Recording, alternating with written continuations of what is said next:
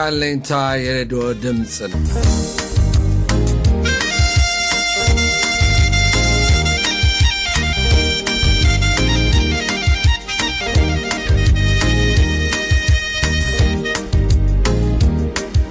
የአለኝታ ሬዲዮ በይሳቅ ድረስ በጎ አድራጎት ድርጅት የሚዘጋጀው የአማርኛ ፕሮግራም ዘወትር ቅዳሜ ከሰዓት በኋላ በኤም 900 አየር ሞገድ ከ9 ሰዓት እስከ 9 ሰዓት ተኩል ድረስ በሎስ አንጀለስና በአካባቢው ለሚኖሩ ኢትዮጵያውያን ህብረተሰብ የሚያስተላልፈውን ዝግጅት እዚህ ላይ ይጀምራል።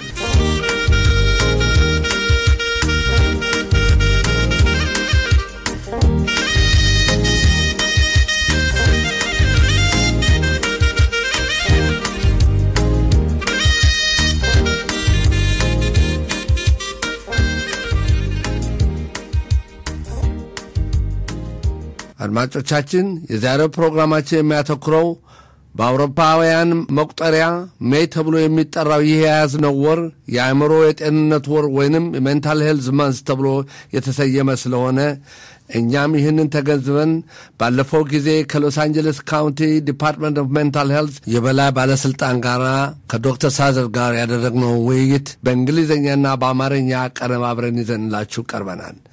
አድማጮቻችን ፕሮግራሙን እንድትከታተሉ እንጋብዛችኋለን። መልካም ቆይታ። Good morning, Dr. Sazer. I wanted to express how grateful we are to have this interview opportunity with you for Alegnta Ethiopian Radio today. With that, I would move to my first question to you.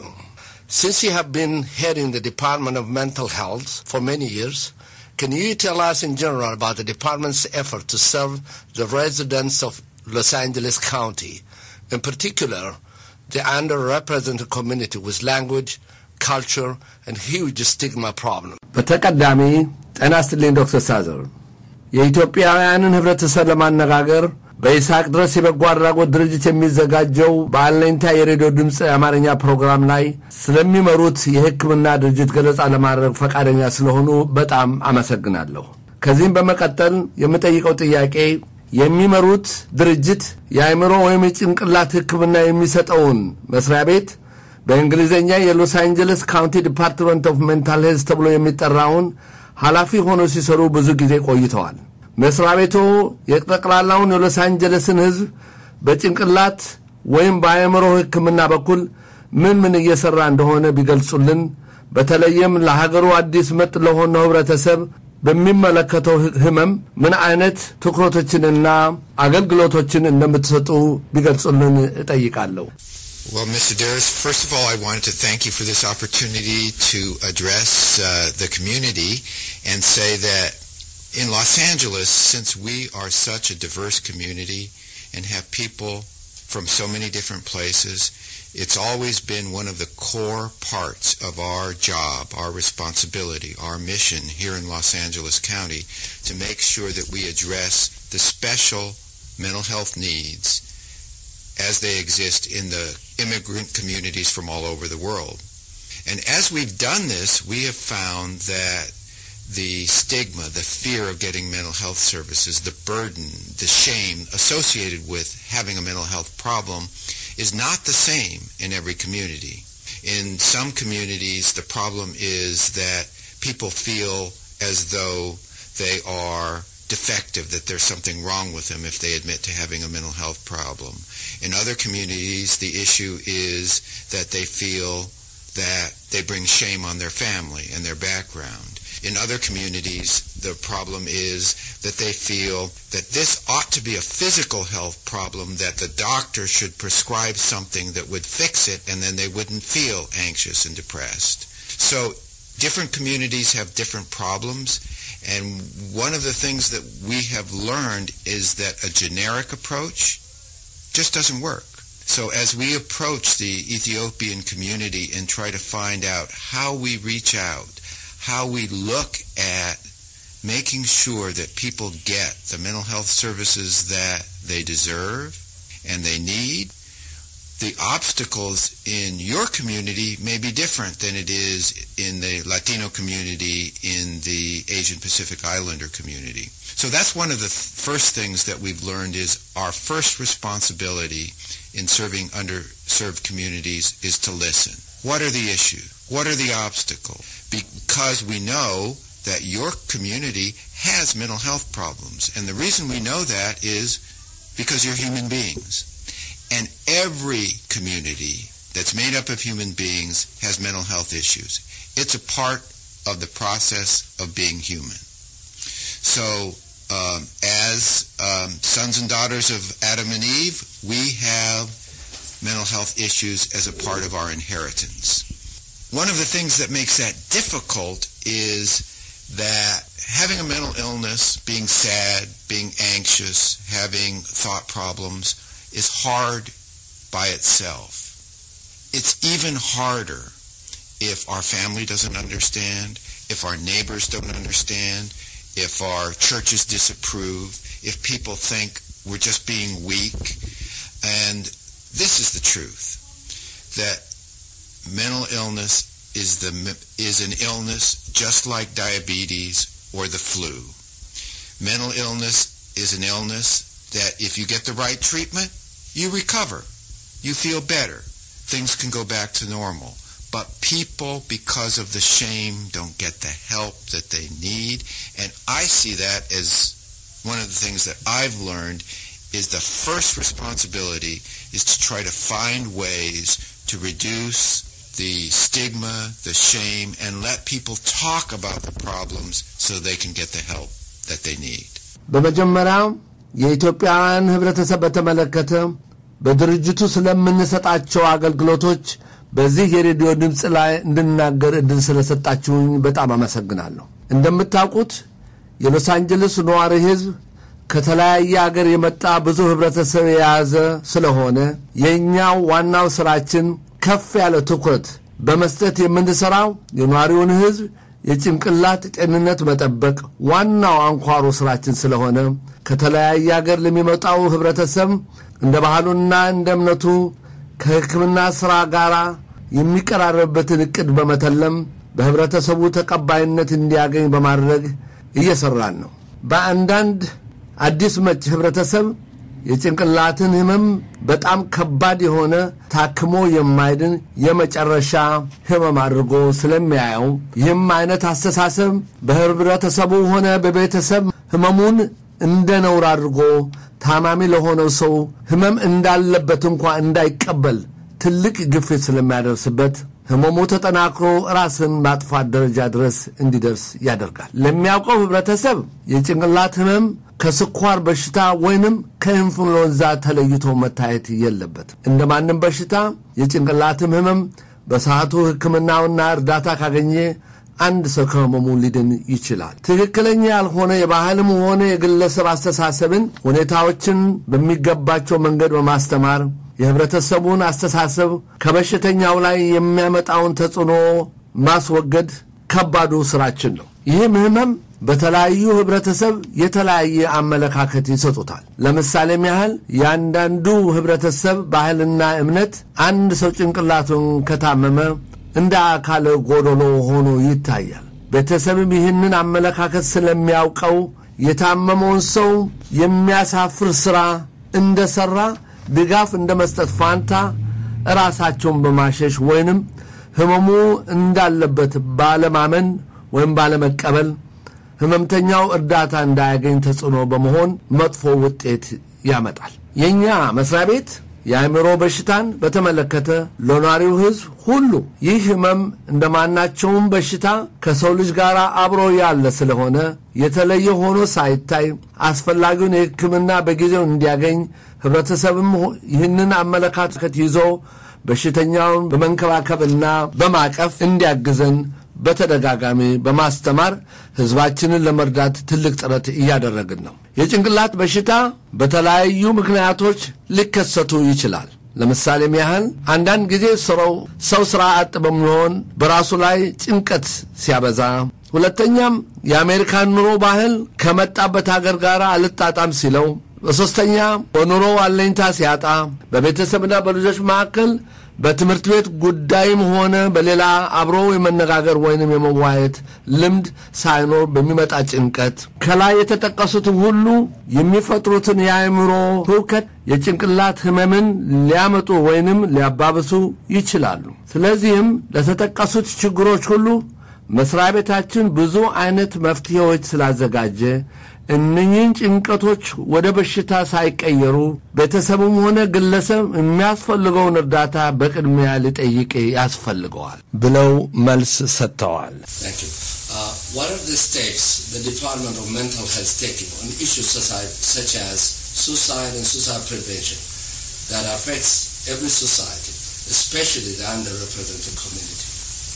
ሁለተኛው ጥያቄን የራስ ህይወትን ማጥፋት በተመለከተ ከዚህ ደረጃ የሚያደርሰውን ህመም ለመከላከል ለአዲሱ መጪ የሎስ አንጀለስ ነዋሪ ምን አይነት ዝግጅት ወይም ትምህርቶች ትሰጣላችሁ? Suicide is a really important, and you might think of it as the worst case scenario that comes out of the unwillingness to deal with mental health problems, because if you're afraid of the shame that's associated with a mental illness, the sadness, the depression, the pressure that you're under, and you won't talk about it, you won't get help, you're shamed by your community for having those issues, it can feel like there's no way out, and therefore that your family, your community would be better off without you.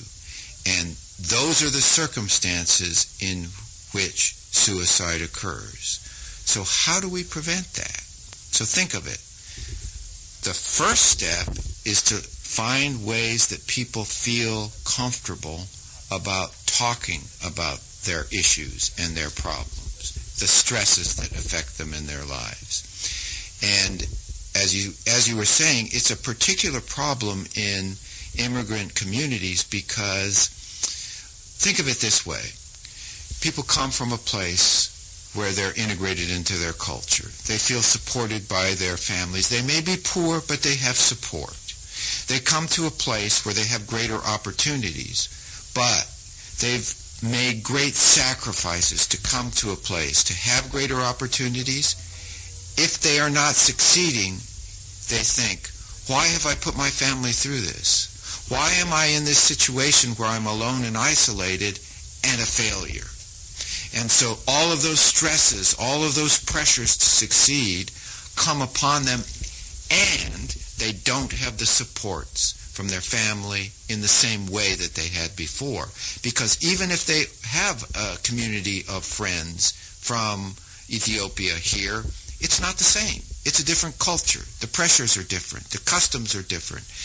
Many things are different, and so trying to negotiate and honor the inheritance that one has received from one's homeland and try to do that in the context of a culture in the United States that's seductive and very different puts huge pressures on individuals and on families.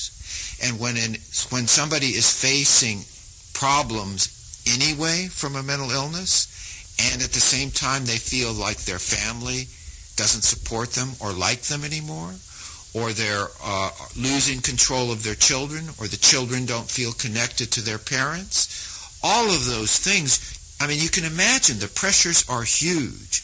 So, first step, finding ways to talk. Second step, finding ways of reconnecting with the supports. So we need to rebuild those kind of networks within a community that create the opportunities for mutual support that existed back home. They won't be identical, but we have to create new ways of supporting each other, because that's why community exists. In fact, I think that's why we exist as human beings, to find ways of supporting one another in going through this life. And if we feel isolated, we cannot succeed as individuals. The first thing was to find a way to talk about our issues and problems, and the second thing is to find support within our natural communities. Find ways of getting that kind of social support that everybody needs. The third thing is to get professional help. So when your diabetes is out of control, just exercising won't do it. You need medication. If you've got pneumonia, you need an antibiotic. Rest won't do it. It's the same thing with mental illness. When things get to an acute stage, social support, talking, all of those things aren't enough. You need professional help. And the Department of Mental Health of Los Angeles County has crisis services available. Sometimes there are waiting lists for some of our services, but for crises where where suicide is at issue or people feel threatened, we have crisis response available at all times. And if anybody needs help, anybody hearing this thinks that they are in a situation where they're threatened, our 1-800 number is 1-800-854-7771. Again, that's 1-800-854-7771. Call that number, get the help you need. እንደምታውቁት የራስ ህይወት ማጥፋት ድርጊት ሰው የመጨረሻ ደረጃ ሲደርስ የሚወስደው እርምጃ ነው። የራሱን ህይወት ለማጥፋት ሲወስን ምን አይነት ከባድ ተስፋ የመቁረጥ ውጤት ነው። ይህም ሰው በህብረተሰብም ሆነ በቤተሰብ ተቀባይነት ወይም ድጋፍ ሲያጣ ሌላ አማራጭ መንገድ ሳይታየው አስፈላጊውን ህክምና በጊዜው ሆነ በተከታታይ ሳይታከም ሲቆይ የመጨረሻ ውሳኔ ራሱን ማጥፋቱ ለራሱም ሆነ ለቤተሰቡ እንዲሁም ለህብረተሰቡ መፍትሄ ነው ብሎ ሲያምን የሚወስደው እርምጃ ነው። አንድ ሰው እዚህ ደረጃ እንዳይደርስ ምን ማድረግ አለበት? አንደኛ ስለ ጭንቅላት ህመም በሽታ እንደማንም ህመም እንደሆነ ለመነጋገር ወይም ለመዋየት ስንችል በሽተኛውም ከራሱ ላይ ምንም አይነት ተጽዕኖ ስለማያደርስበት በጊዜው አስፈላጊውን ህክምና ማግኘት ሲችል ነው። ሁለተኛው የህብረተሰቡን ተሳትፎ ስለ ህመሙ በማወቅ ለበሽተኛው ደጋፊና አበረታች በመሆን ህመምተኛውን በጊዜው ህክምና እንዲያገኝ ሲያደርግ ነው። በተጨማሪም ስለ ህመሙ ለማያውቁ በማስተማር የአእምሮ መታወክ እንደማንኛውም ህመም ህክምና እንዲቆጥረውና በጊዜው እርዳታ የሚያስፈልገው ሰው ካለ እርዳታውን እንዲያገኝ ማስተማር ነው። አንዳንድ የአእምሮ መታወክ ህመም ዕውቀት ወዳለው ሐኪም በመሄድ የሚያስፈልገው መድኃኒት ማግኘት ይገባዋል። ማለትም አሁን አንድ ሰው የስኳር በሽታ ቢይዘው በኤክሰርሳይዝ ብቻ አይድንም። ማለትም መድኃኒት መውሰድ አለበት። ወይም ኒሞኒያ ቢይዘው በረፍት ብቻ አይድንም። አንቲባዮቲክ መውሰድ ያስፈልጋል። እንደዚሁም የአእምሮ ችግር ያለበት ሁሉ አንድ ጊዜ በመነጋገርና በመዋየት ብቻ ሊፈታ ላይችል ይችላል። ማለትም መድኃኒት መውሰድ ሊያስፈልገው ይችላል። በዚህ አጋጣሚ ልገልጸው የምፈልገው ከባድ የሆነ የመንፈስ መናወጥ ሰው ላይ ካያች የኛ ድርጅት አስፈላጊውን እርዳታ ስላዘጋጀ በስልክ ቁጥር 800-854-7771 800-854-7771 ብትደውሉ ድንገተኛ ለሆኑ ችግሮች አገልግሎት ስለምንሰጥ ሁላችሁም ቁጥሩን በማስታወሻችሁ ብትይዙት ይገባል ሲሉ ገለጡ። The third question I want to ask you, what can you tell us about the department's effort on mental illness prevention program, especially to address the small immigrant communities like Ethiopians? ሶስተኛው ጥያቄ የእርስዎ መስሪያ ቤት የአእምሮ ህውከትን ለመከላከል ምን አይነት እርምጃዎችና ስራዎችን እየሰራ ነው? For prevention, there's really two approaches that we're trying to develop for immigrant communities, but for people in general. And I alluded to one of those already, which is we need to find ways to strengthen communities. Insofar as we can build up communities so that people can support each other, that's the best prevention activity that there is. If we can strengthen families so that parents can talk with children, that when the stresses that happen because of what happens in American schools that is different from what one would expect to have happened at school back home, those pressures are on kids that the parents really don't know about. We have programs that try to teach children and parents how to talk to one another about issues, particularly when issues come up in school. We have programs in the schools for that. That's a wonderful prevention kind of activity. Another kind of prevention activity we have is we're trying to have people understand their mental health in the context of their physical health. So we're trying to teach primary care doctors how to recognize mental health issues and how to say, You know, that kind of sadness, that kind of anxiety that you have, maybe is something that you should talk to somebody about. Here's the number for the mental health department and go there. So we're trying to prevent mental illness by intervening early with doctors who treat the physical illness. That's another kind of approach. But this is the biggest approach. The biggest prevention approach is the one, Mr. Darris, that we're undertaking right now. Education. We need to educate the public so that they know that mental illness is a part of the general human condition. There's no shame attached to it. It's just a part of being a human being. Every family, whether they admit it or not, is touched by mental illness. And so, if that's the case, then there ought to be no obstacle to getting the help that you need. So, reducing the issues of shame and educating the public about stresses that cause mental illness, I think, is the number one, most important, and biggest prevention activity that we can undertake.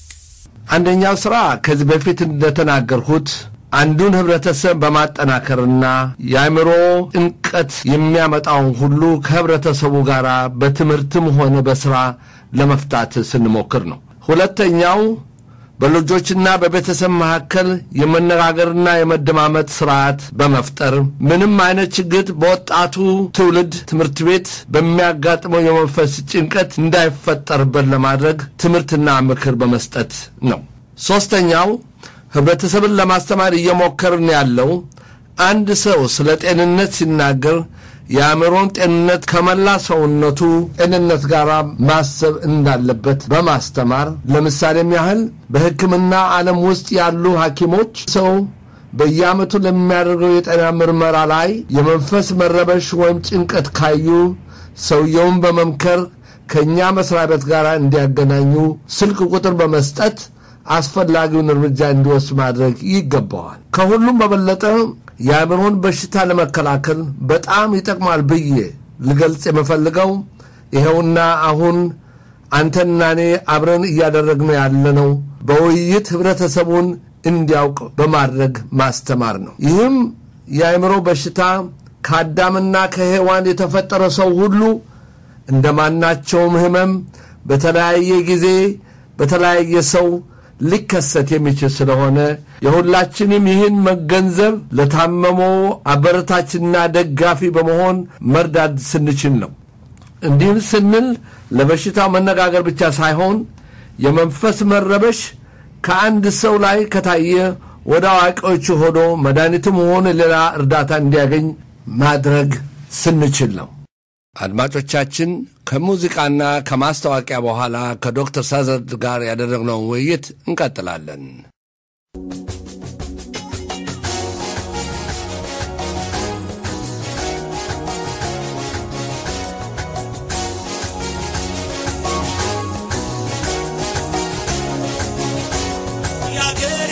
ተደሰቺ በይንዳይ ከፋሺ ተታውቺ ያምብሻል ፈገግታሺ ሳቂልኝ እስቲ እባክሽ ያገሬ ልጅ ተደሰቺ በይንዳይ ከፋሺ ተታውቺ ያምብሻል ፈገግታሺ ሳቂልኝ እስቲ እባክሽ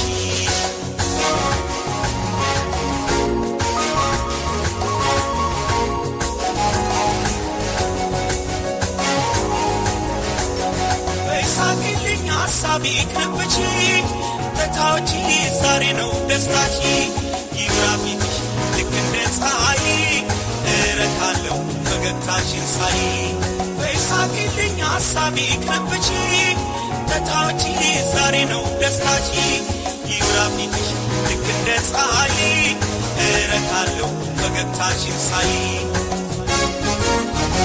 ቤላ ቤላዬ ቤላ ከረሜላዬ ማስታወቂያ በኢሳክ ድረስ የበጎ አድራጎት ድርጅት ቢሮ ውስጥ በየሳምንቱ በነጻ የሚሰጡ ትምህርቶች የልብስ ስፌትና የእጅ ሙያዎች ዙምባ ኤክሰርሳይዝ ሲፒአር ኮምፒውተር የእንግሊዝኛ ቋንቋ በእነዚህ ትምህርቶች ውስጥ ለመሳተፍ የምትፈልጉ ሁሉ እንዲሁም ማንኛውንም እርዳታ ለምትሹ በፕሮአችን አድራሻ አይዛክ ድረስ ፋውንዴሽን 6820 ላቴራ ቦulevard ስዊት 100 ሎስ አንጀለስ ካሊፎርኒያ 90045 በመምጣት ልትገለገሉ ትችላላችሁ። በተጨማሪም በድረገጻችን isaacdresfoundation.org በመግባት ድርጅቱ የሚሰጠውን አገልግሎቶች ሙሉ በሙሉ ልትረዱ ትችላላችሁ።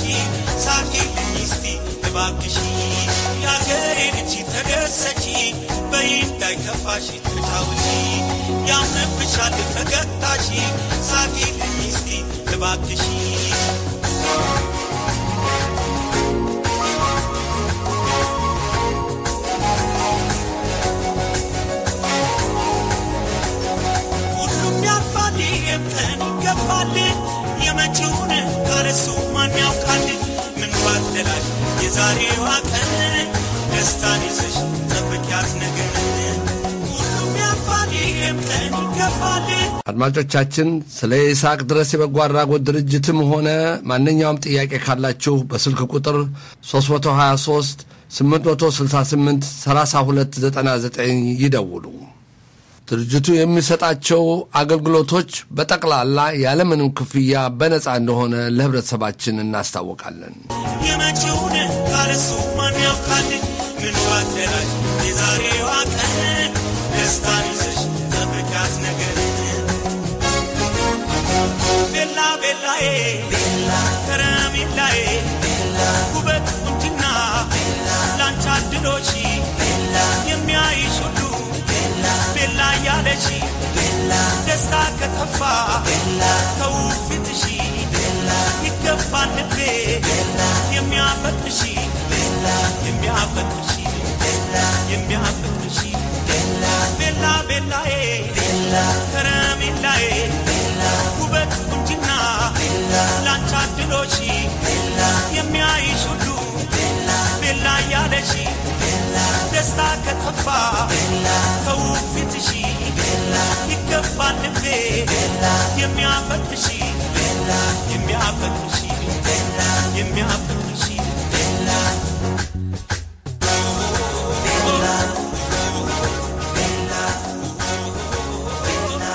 አድማጮቻችን ከዶክተር ሳዘር ጋር የምናደርገው ውይይት እዚህ ላይ ይቀጥላል።